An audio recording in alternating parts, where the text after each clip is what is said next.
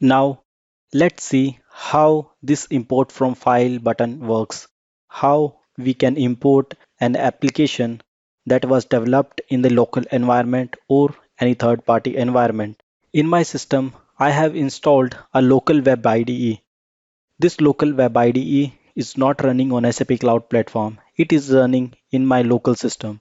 I have downloaded this from this website tools.hana.ondemand.com. On this page, if you click on SAP UI5, and here you can see that SAP Web IDE Personal Edition is available over here.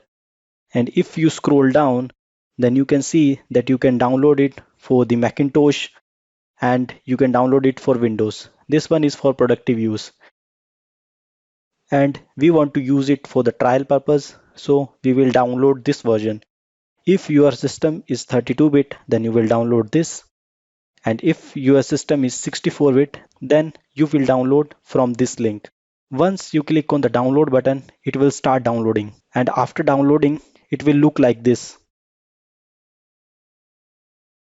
It will go inside your downloads folder and here it will look like this. Now you will have to extract it.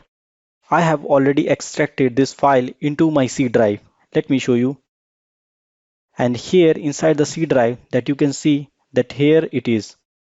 Here I have extracted the files that were provided inside that zip file. Once you are done with the extraction, you can execute this orion.exe. I'm already running it, so I will not run it. It will look like this. So I will minimize it and then I will go to my Chrome browser and then I will type this URL localhost colon 8080 and it will directly take me to this web IDE.